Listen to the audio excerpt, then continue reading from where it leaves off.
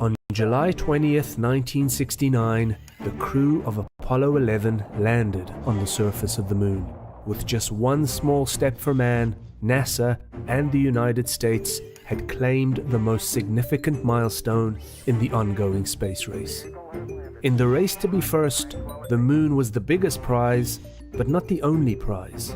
The Soviet Union had already claimed a number of firsts, including launching Sputnik 1, the first artificial satellite in 1957, and making Yuri Gagarin the first human in space in 1961. But when Apollo 11 landed on the moon, the Soviets focused on a new goal, the world's first space station.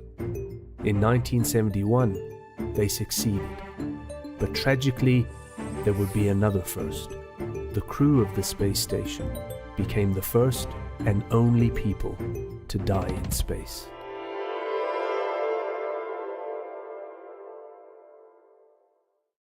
In May of 1961, reacting to Yuri Gagarin's successful spaceflight, President John F. Kennedy stood up before Congress and announced that the US would put a man on the moon within the next 10 years.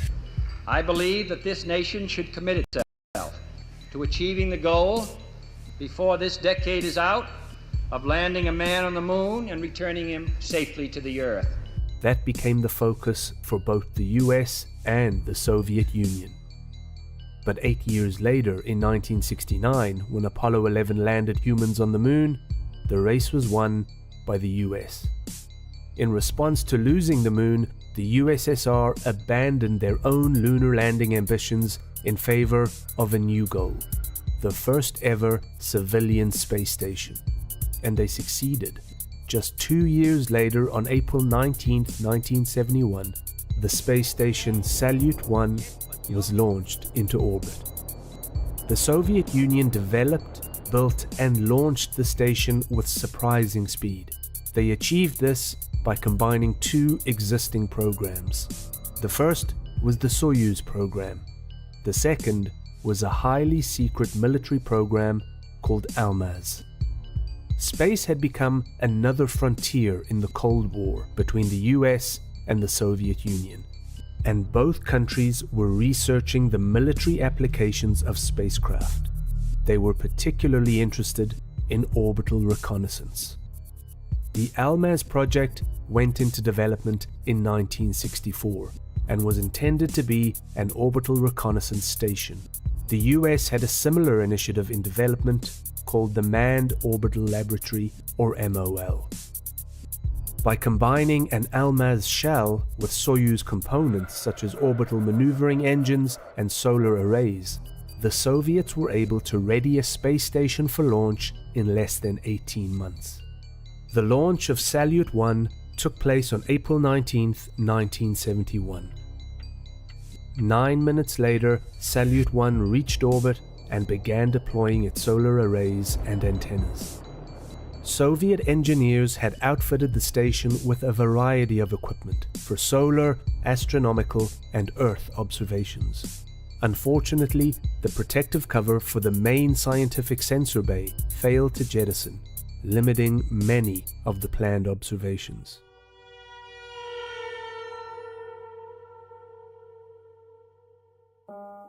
Just later, on April 23rd, Soyuz 10 lifted off from Launch Pad 1 at Baikonur Cosmodrome. The Soyuz 10 crew planned to stay aboard Salyut for a month, but the spacecraft could not achieve a hard docking and the crew couldn't transfer into the new station. With limited supplies aboard their spacecraft, the disappointed cosmonauts departed the station after 5.5 hours. They returned to Earth, making a safe but rare night landing in Kazakhstan. Soviet engineers got to work immediately, redesigning the docking probe and updating docking procedures. Within weeks, Soyuz 11 was ready to make another attempt at docking with Salyut 1. Soyuz 11 was led by one of the USSR's most capable cosmonauts, Alexei Leonov. 6 years earlier, Leonov became the first human to step out into the blackness of space and successfully complete a 12-minute spacewalk. The Soyuz 11 launch was scheduled for June 6, 1971. But just 3 days before the launch, during a routine medical examination, doctors found a swelling on flight engineer Valery Kubasov's right lung.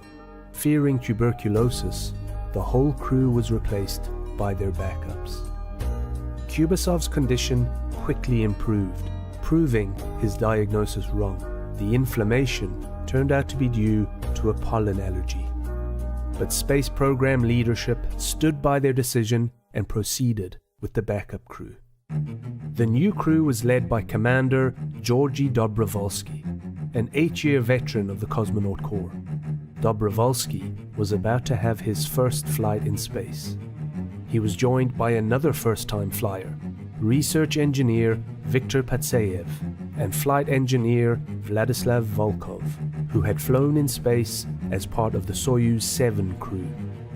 For the replacement crew, it was not a happy development. They had been training for barely 4 months and would be required to fly into space and take on a grueling mission in just a matter of days. Only Volkov had flown before, and he had no docking experience. In his memoir, 2 Sides of the Moon, original mission commander Alexei Leonov recalled the palpable sense of dread permeating Baikonur in those final days. But on the morning of June 6, 1971, that sense of foreboding seemed to have disappeared, and Dobrovolsky, Volkov, and Patsayev smiled and waved as they boarded the elevator at the launch pad. At 7:55 a.m., Soyuz 11 lifted off from Baikonur Cosmodrome, and 24 hours later, reached the space station. Soyuz 11 was piloted to within 9 meters of Salyut 1. Tension was high as the crew attempted to manually dock. 3 hours later, they succeeded. Sensors had shown that 6 of the 8 fans in the space station's environmental control system had failed, leaving the air inside the station smoky and unpleasant. Once the pressure equalized between Soyuz 11 and Salyut 1, research engineer Viktor Patsayev entered the station, turned on the air regenerator, and replaced the failed fans. He returned to Soyuz 11, and the crew waited 24 hours until the air quality in Salyut 1 improved.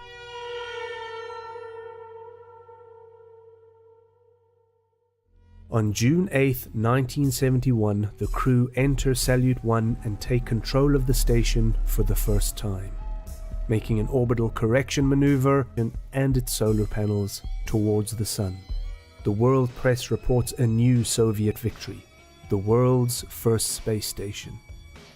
Salyut 1 had 99 cubic meters of pressurized interior space, far more than Soyuz 11's 9 cubic meters.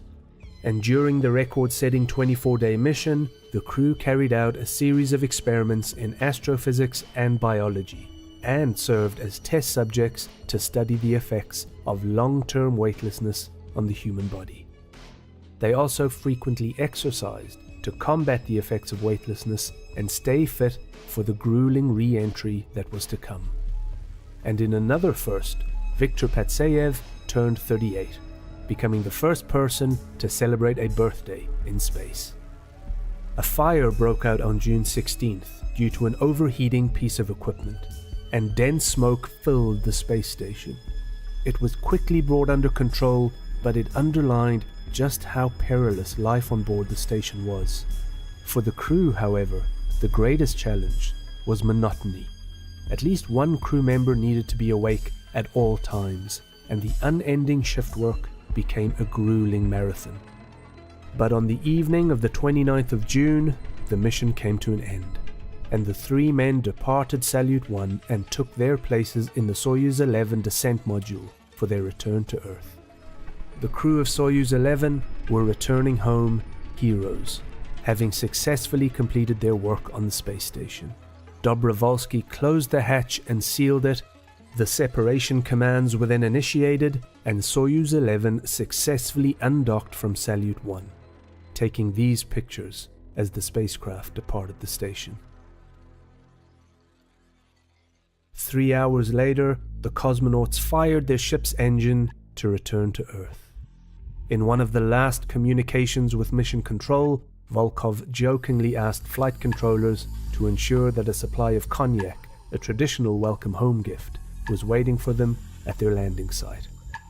29 minutes before touchdown, while still in an altitude of around 120 kilometers, explosive charges fired to separate Soyuz 11's orbital and instrument modules. The bell-shaped Soyuz capsule was now the crew's only defense against the fiery furnace of re-entry. 22 minutes before touchdown, military radar detected the rapidly descending capsule entering Soviet airspace. Because the craft was still re-entering the atmosphere and sheathed in superheated plasma, communications remained impossible.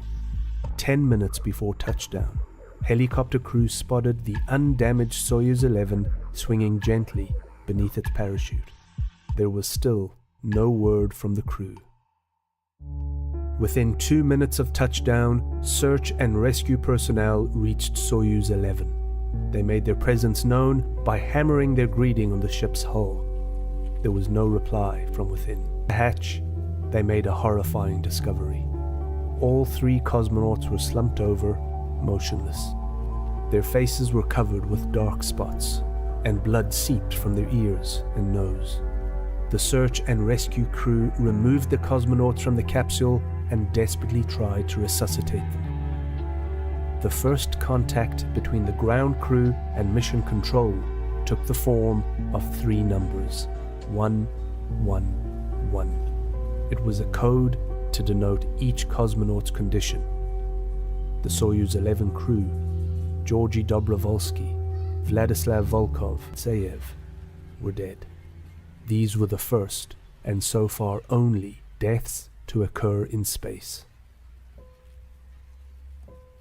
Soyuz 11 was at an altitude of about 120 kilometers, 20 kilometers above the Kármán line, the arbitrary boundary that denotes where Earth's atmosphere ends and outer space begins, when explosive bolts separated the Soyuz into its 3 components, with the crew inside the middle bell-shaped descent module.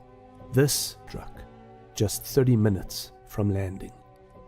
The shock from the explosive bolts jarred open a pressure equalization valve that normally opened only once the spacecraft was descending on its parachute, well inside the Earth's atmosphere, but opened to the vacuum of space, and the capsule's air escaped in less than a minute. There's evidence that the cosmonauts tried to respond to the emergency by manually closing the valve, a process that took several minutes, but they quickly lost consciousness as the pressure continued to drop. Not wearing pressure suits, they had no hope of surviving. Just 2 minutes after module separation, all 3 men lost their lives. The Soviet government posthumously awarded Dobrovolsky the Hero of the Soviet Union Medal. The bodies lay in state in Moscow, before being cremated and interred in the Kremlin wall.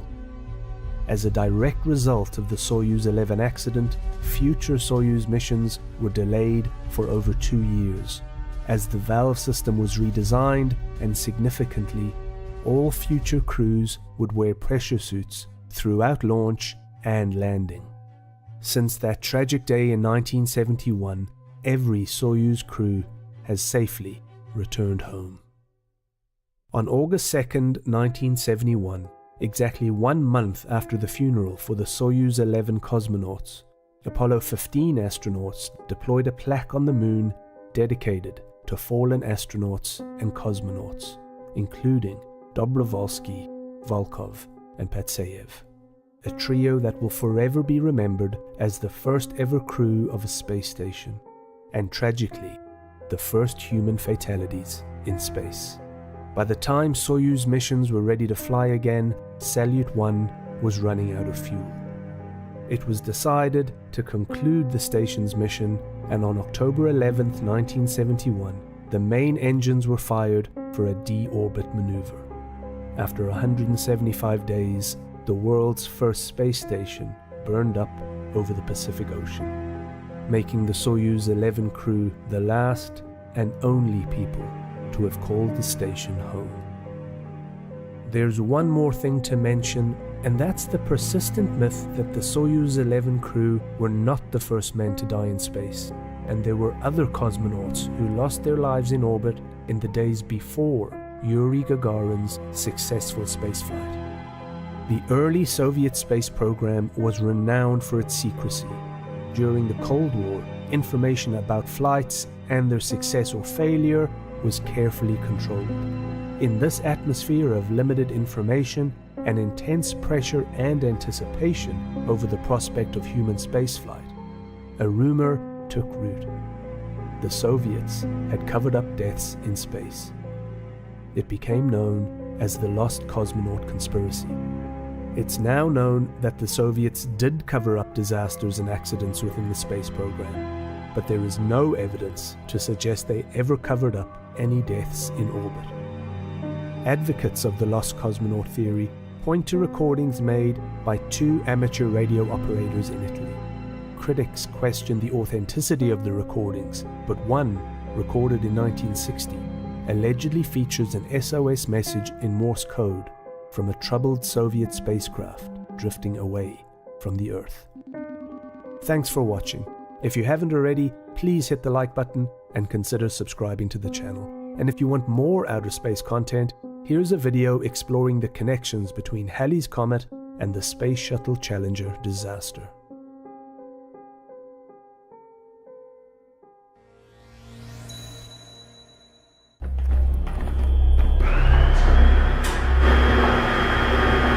I believe that this nation should commit itself to achieving the goal of landing a man on the moon and returning him safely to the Earth. Columbia, the command module, was a supreme achievement of the technology of its age. It was the most intricate and sophisticated machine ever made by man. These are the first astronauts to die in an accident directly related to the space program. 3 Apollo astronauts were trapped and killed by a flash fire that swept their moonship early tonight during a launch pad test. Virgil, Gus Grissom, Edward White, Roger Chaffee. It should not be a cause for our turning back or having any question of faltering in our progress forward toward the landing on the moon.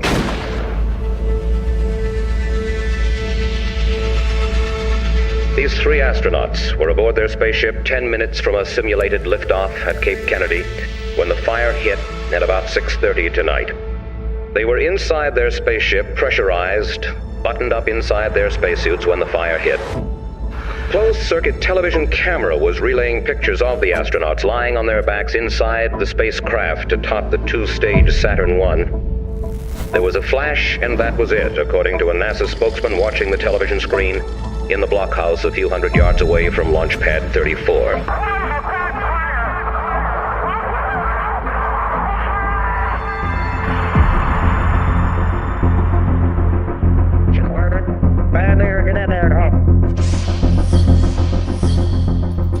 Top space agency officials are flying to Cape Kennedy tonight to begin the official investigation into what caused the flash fire that killed the nation's first 3 Apollo astronauts earlier tonight. All died in moments, helplessly trapped inside their spacecraft. No single space project in this period will be more impressive to mankind, and none will be so difficult. The launch vehicle has gone to a full power. The launch vehicle is now on its own battery power. I was sitting at that console right there when Grissom, Chaffee, and White were killed. I listened to them die. That evening, January 27th, a Friday, somebody said there had been an accident.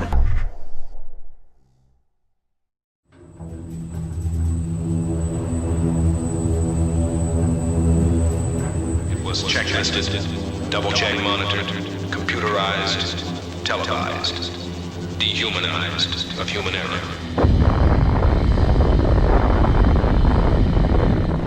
In the late 1960s, as the Cold War cast its long shadow over the globe, the United States embarked on one of the most ambitious and daring ventures in human history: the quest to land a man on the moon.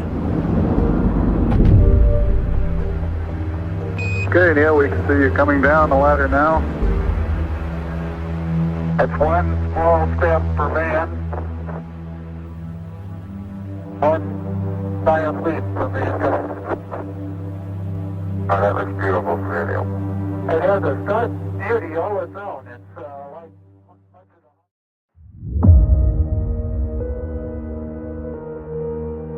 This audacious goal, set against the backdrop of geopolitical rivalry, was more than a matter of national pride.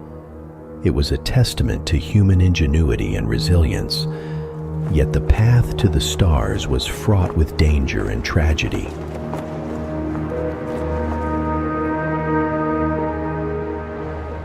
On January 27, 1967, a routine pre-launch test turned into a catastrophe, sparked by an electrical fire in the command module, which would claim the lives of 3 astronauts: Gus Grissom, Ed White, and Roger Chaffee. This documentary delves into their stories, the incident that halted NASA's lunar ambitions, and the indomitable spirit of exploration that refused to be extinguished.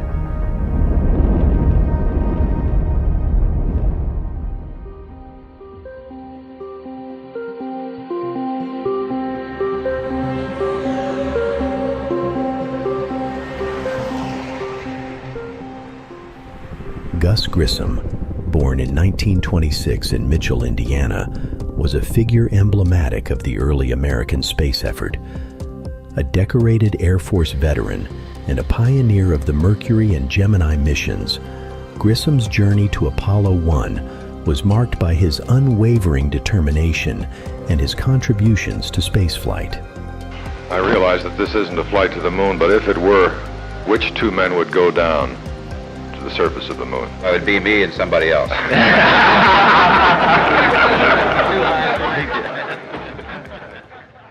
Ed White, the first American to walk in space, brought a sense of boundless possibility to the Apollo program. Born in 1930 in San Antonio, Texas, White's background as a West Point graduate and his achievements in the Gemini 4 mission epitomized the spirit of exploration that the Apollo program aspired to embody. His spacewalk, an image of human triumph against the backdrop of the cosmos, remains one of the program's most enduring legacies. Roger Chaffee, the youngest of the trio, was poised at the threshold of his first space flight. Born in 1935 in Grand Rapids, Michigan, his career was distinguished by a sharp intellect and a profound commitment to exploration. An aeronautical engineer and a naval officer, Chaffee represented the promise of the next generation of astronauts, eager to push the boundaries of human achievement. Apollo 1 was planned as the first manned mission of the Apollo lunar landing program, scheduled for launch in February 1967. The mission's primary objectives were to test the Apollo Command and Service Module in Earth orbit, laying the groundwork for the subsequent lunar missions that would eventually fulfill President Kennedy's bold directive to land a man on the moon and return him safely to Earth before the decade's end. This crucial first step was designed to validate the structural integrity, operational reliability, and compatibility of the spacecraft systems during a real spaceflight environment. The mission was slated to orbit Earth, testing various components of the spacecraft, including its communication, propulsion, and life support systems. The successful completion of these objectives was essential for ensuring that the Apollo spacecraft would be capable of sustaining human life for the duration of the lunar journey and landing operations. The rehearsal event, a plugs-out test conducted on January 27, 1967, was a critical component of the mission's preparation. Named for its procedure of plugging out, or disconnecting the spacecraft from all external power sources and support equipment, the test aimed to mimic the conditions the spacecraft would experience immediately after launch. This test was designed to simulate launch conditions as closely as possible without the rocket actually leaving the ground. The setup of this rehearsal was intricate, requiring the spacecraft to be fully integrated with its Saturn launch vehicle on the launch pad. The test was to proceed through the entire pre-launch sequence, culminating in a simulated countdown close to the moment of ignition. This meticulous procedure was crucial for identifying any potential issues that could jeopardize the mission's success, allowing for corrections to be made before the actual launch.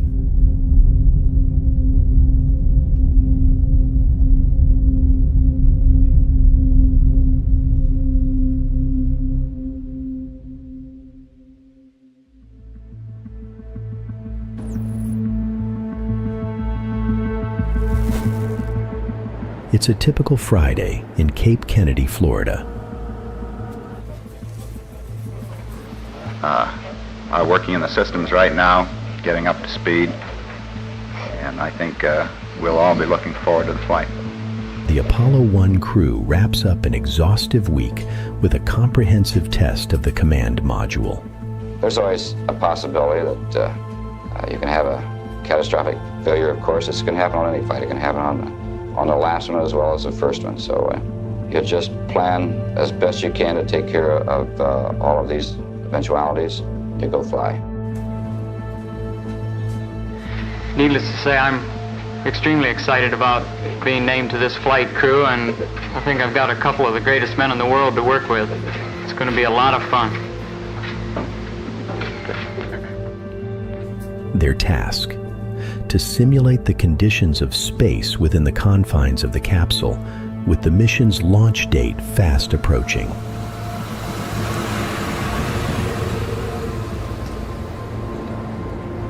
As the day shifts from morning to afternoon, they ascend the launch tower, stepping into the capsule perched atop the awaiting rocket.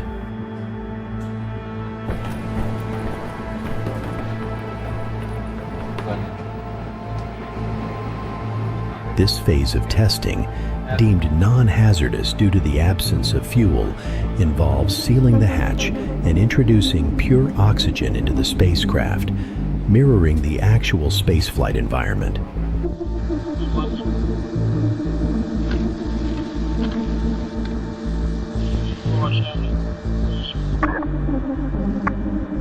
This is Pat Lead off Block 3. Don, we're getting ready to pick up on a count here. Are you ready, Daddy? You have to believe that. The test commences with ground control and the Apollo 1 team meticulously working through a lengthy checklist. This is ECS. Go ahead, ECS. The hatch door is secured. Roger. Baler bar down and locked. Check. Neck ring locked. Check. Tie down front and back. 25, EDS 1 Bat A closed. EDS 1 Bat A is already closed. Roger, you do not have a launch vehicle guidance light at this time? Light, I don't have the rate light. Negative, launch vehicle guidance. Roger. Communication glitches lead to delays and mounting frustration. Okay, Gus, you're pretty garbled. Hey, how are we gonna get the moon if we can't talk between three buildings? I can't hear a thing you're saying. Jesus Christ. Suddenly, a voltage spike triggers a catastrophe within the capsule's electrical system. Fragmented communications hint at a fire engulfing the capsule. Hey! Oh, no fire in the cockpit!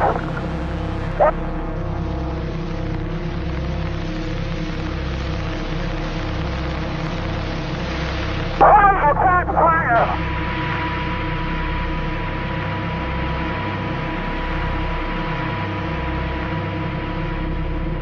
Attempts by ground control to reach the astronauts prove futile. Hey, crew, can you egress at this time? Calls are made to the launch pad crew. Confirm it. And leader, get in there and help them. Only 17 seconds pass from the initial alarm to a haunting silence. Boss, did you read it? Bad leader. Did you get a lot of this? The situation is dire.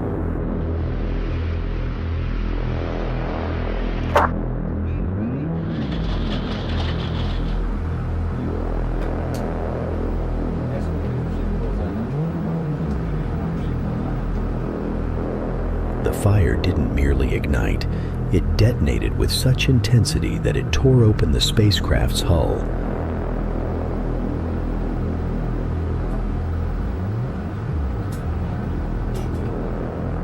The ferocity of the flames escalated temperatures to 1200 degrees, causing aluminum to melt into puddles. This catastrophic event highlighted the severe consequences of the capsule's design vulnerabilities. An electrical short was the fire's catalyst, fueled by the oxygen-rich atmosphere and contained by a hatch designed to seal the void of space, tragically trapping the inferno inside. This oversight by NASA effectively placed the trio in a ticking time bomb. This is a CBS News special report. This is Mike Wallace at the CBS Newsroom in New York. America's first 3 Apollo astronauts were trapped and killed by a flash fire that swept their moonship early tonight during a launch pad test at Cape Kennedy in Florida. Subsequent investigations highlight a flawed design, prone to fire risks due to flammable materials in an oxygen-saturated environment. Within a few hours, an official investigation was underway. Tapes containing telemetry records were impounded. Photographs showing the position of every switch and valve inside the cabin were made. Eyewitnesses were asked to tell their story while it was fresh, and then shortly before 2 o'clock this morning, bodies of Grissom, White, and Chaffee were removed and brought down. Just weeks from their scheduled journey to space, the first Apollo astronauts were solemnly laid to rest.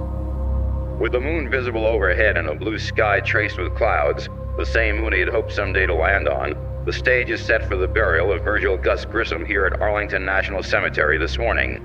President Johnson said in a statement, 3 valiant young men have given their lives in the nation's service.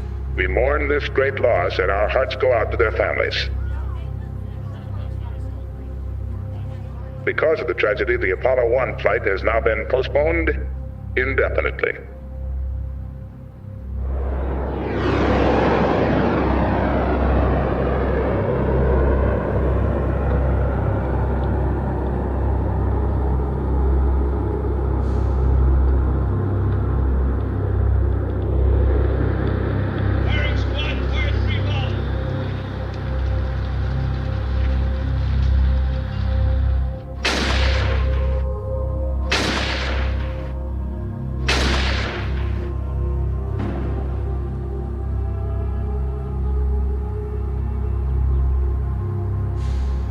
In a ceremony marked by military honors, fellow astronauts mourned the loss of their comrades.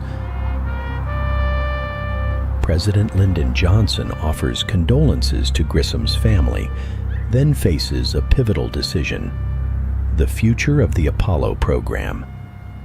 As Kennedy's vice president, Johnson had championed the space mission from its inception. Here is a bulletin from CBS News.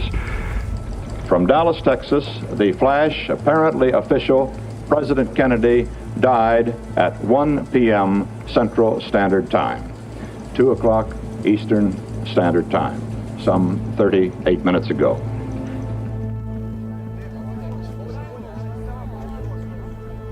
Following Kennedy's assassination, Johnson's presidency maintained unwavering support for NASA's ambitions.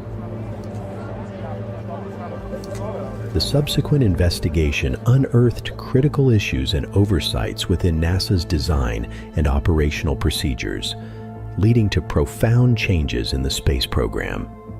The tragedy, resulting from a combination of a highly flammable environment, questionable engineering decisions, and inadequate safety protocols, became a catalyst for a comprehensive overhaul of NASA's spacecraft design philosophy and safety culture. The investigative panel, convened immediately after the incident, pinpointed the cause of the fire to an electrical spark. This spark, in the 100% oxygen atmosphere used during the ground test, ignited a catastrophic blaze that engulfed the command module in seconds. The oxygen-rich environment, while simplifying certain engineering challenges by eliminating the need for a two-gas system, significantly increased the risk of fire, a risk that was tragically realized. One of the most critical findings was the extensive use of flammable materials within the command module. Items such as nylon netting, foam padding, and even the astronauts' flight suits were highly combustible in the pure oxygen atmosphere. The command module's interior was packed with such materials, which contributed to the rapid spread of the fire once it had ignited. The design of the hatch also came under severe scrutiny. The Apollo 1 hatch was designed to open inward and required multiple steps to unlock and remove, a process that could take several minutes under ideal conditions. In the event of the fire, this design effectively trapped the astronauts inside, as the hatch could not be opened quickly in an emergency. This tragic design flaw was the result of a harrowing incident during the Mercury program, where the hatch of Gus Grissom's spacecraft, Liberty Bell 7, prematurely opened after splashdown, leading to the craft flooding. To recap briefly, we have had a second successful launching of an American astronaut. Obviously not as successful as the first one because the capsule itself was lost in the recovery operation, but successful in its most important and critical area. The astronaut himself, Air Force Captain Virgil Grissom, was recovered. The capsule had been equipped for the first time with a hatch that could be opened from the inside. Now, the controversy was over whether or not he had panicked and decided, I've got to get out of this thing, and hit the button, causing this catastrophe, or whether he had blundered and had inadvertently somehow hit the thing, either of which would be a cardinal sin.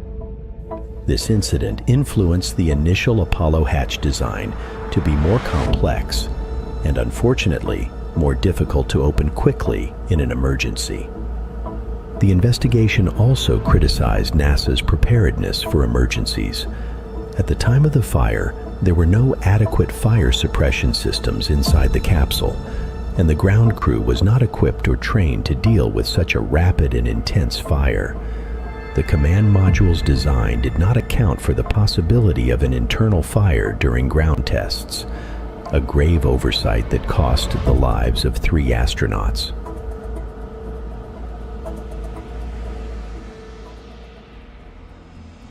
In response to these findings, NASA undertook significant changes to enhance the safety of future missions. The use of flammable materials in spacecraft construction was drastically reduced, replaced by self-extinguishing and non-combustible materials wherever possible. The pure oxygen atmosphere during ground tests was abandoned in favor of a mixed gas environment, which significantly reduced the risk of fire. This change was accompanied by a redesign of the spacecraft's environmental control system to safely accommodate a mixed atmosphere The hatch design was overhauled to allow for rapid opening in emergencies. Future Apollo missions featured a quick-release, outward-opening hatch that could be opened in seconds, ensuring that astronauts could escape quickly in case of an emergency. This design change was a direct response to the lessons learned from the Apollo 1 tragedy. Furthermore, NASA's approach to safety and emergency preparedness was transformed. Fire suppression systems were integrated into spacecraft designs, and emergency procedures were updated and rigorously drilled with both astronauts and ground personnel. The culture within NASA shifted towards a more safety-conscious mindset, with an increased emphasis on risk assessment and mitigation in all aspects of mission planning and execution. The Apollo 1 tragedy served as a crucial turning point for NASA, driving significant reforms in spacecraft safety, design, and operational procedures. The incident, while marking one of the darkest chapters in space exploration, catalyzed a comprehensive reassessment of NASA's approach to astronaut safety and mission planning. The investigation that followed unearthed systemic flaws and led to sweeping changes that directly influenced the success of subsequent Apollo missions. In the wake of the fire, NASA's introspection and subsequent reforms encompassed both technical and procedural aspects. The redesign of the Apollo command module to include non-flammable materials, a safer atmospheric control system, and an improved hatch mechanism were not mere technical adjustments, but emblematic of a broader shift towards prioritizing safety. Good evening. Tonight, we are on the eve of the resumption of this country's push to the moon. A push halted by that disaster on Pad 34 almost 2 years ago. The entire Apollo program has been re-examined. The spacecraft redesigned, with the work done, the attempt to reach the moon, and to get there before the Russians, resumes tomorrow morning with the launch of Apollo 7. Tell me, what do you think about the space program? Well, I'm really excited about it, and I think I can speak for most teenagers in saying that we are all excited about it, because just about everyone I've talked to is excited. Just the other day, Judy and I were talking to two boys, and they said, what did they think we'd probably do when we actually saw someone walking on the moon? And I said, I don't know, maybe we'll get up and just scream, or maybe it'll be so exciting, or maybe we'll just cry. Following the transformative changes initiated by the Apollo 1 investigation, the Apollo program embarked on a series of missions that would forever change our understanding of space and humanity's place in the cosmos. The program, spanning from 1961 to 1972, included a total of 17 missions, each building on the lessons and successes of its predecessors. Apollo 8 took humans beyond Earth orbit for the first time, reaching the moon and returning safely, a pivotal moment that set the stage for the lunar landing. Apollo 11, the crowning achievement of the program, saw astronauts Neil Armstrong and Buzz Aldrin become the first humans to walk on the moon in July 1969. This historic mission was followed by 5 more successful lunar landings: Apollo 12, 14, 15, 16, and 17, each advancing scientific understanding of the moon through extensive exploration and experimentation.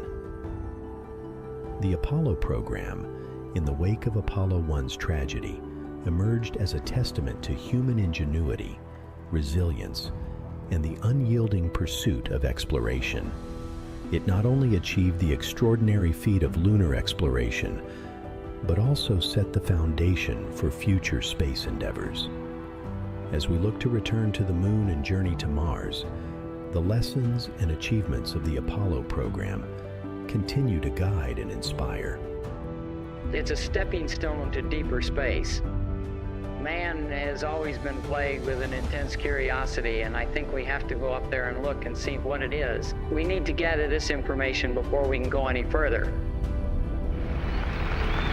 Many years ago, the great British explorer George Mallory, who was to die on Mount Everest, was asked why did he want to climb it. He said, because it is there. Well, space is there, and we're going to climb it. On April 23, 1967, Soyuz 1 lifted off from Baikonur Cosmodrome. It was supposed to be a mission that was to prove the triumphs of Soviet spaceflight, a testament to the superiority of the communist system. Instead, it showed the problems that existed in Soviet spaceflight, showed the flaws inherent in the communist system, and resulted in the death of the mission's commander, Vladimir Komarev. This is the story of Soyuz 1.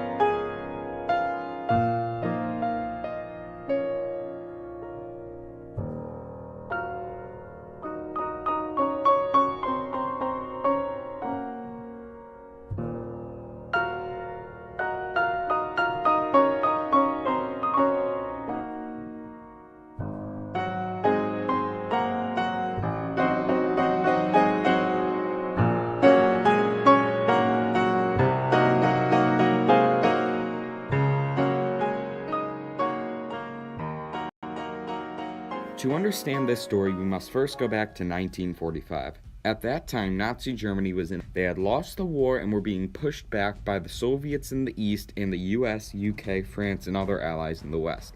And it was an open secret that these powers were taking all of the new technologies that the Germans had developed. As is stated in the book Ignition, as American interrogators moved into Germany, close behind and sometimes in front of the armies, they found that German rocket scientists were more than willing to surrender and get new jobs, and more than anxious to tell everything they knew. Not only did the Americans get almost all the top scientists, they got everything else that wasn't nailed down, including the complete Peenemünde archives, which von Braun's crew had thoughtfully deposited in an abandoned mine. And all of the A4 rockets, complete or otherwise, and red-blooded young Americans and all, with larceny in their hearts, liberated every milligram of hydrazine hydrate and high-strength peroxide they could find in Germany. So while the Soviets started out with their missile program that would eventually evolve into their rocketry program, all they had were a couple low-level scientists and a handful of A4s, while the Americans had a majority